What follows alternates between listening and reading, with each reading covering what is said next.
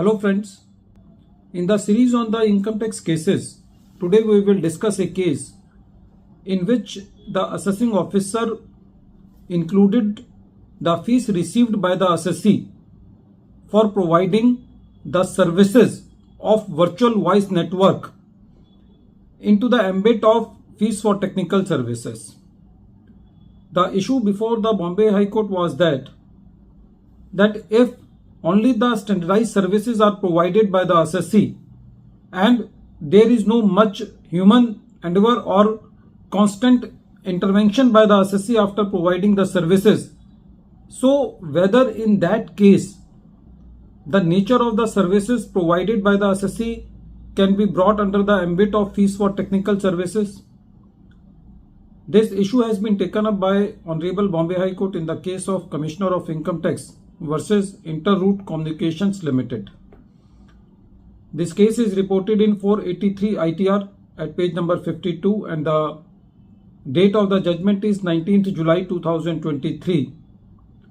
In the present case, the assessee has received during the financial year relevant to the assessment year an amount of rupees 12.65 crores for the use of virtual voice network.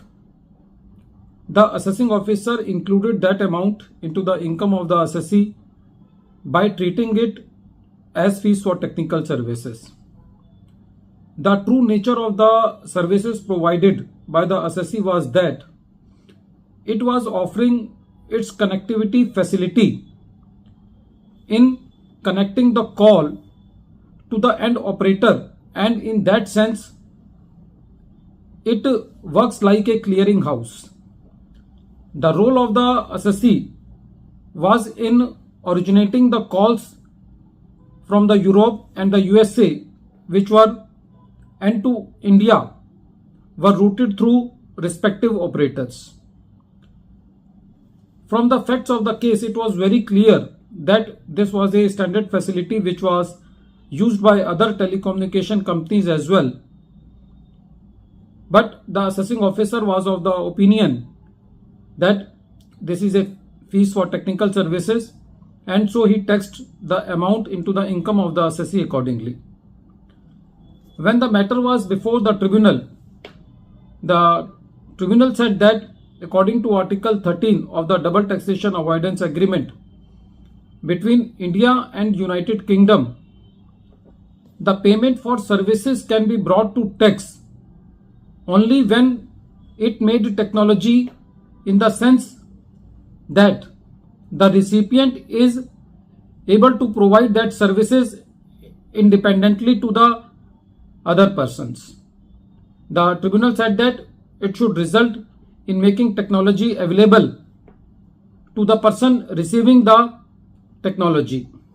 The tribunal further said that if the technology is put to operation automatically, then it will not come into the definition of fees for technical services, and hence the tribunal deleted the addition made by the assessing officer.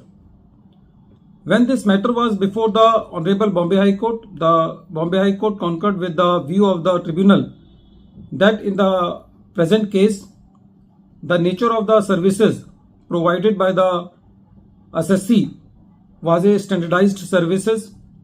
There was no much human endeavor or constant intervention by the assessee after providing the services, and in the present case, the contention of the learned assessing officer that the payment received both fixed charges and variable charges will not be a determinative factor in determining the nature of the services.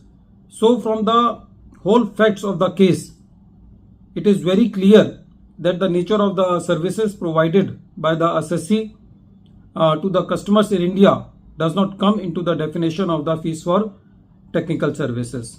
Friends, this is a very important case because wherever the revenue finds that some softwares are being sold, some standardized services are being provided, they try to bring those services into the definition of fees for technical services or royalty.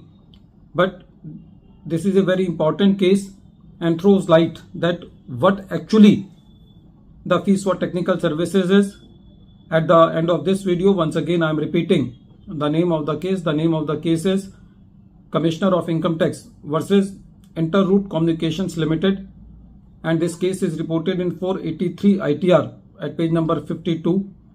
The date of the judgment is 19th July 2023. Thank you, friends.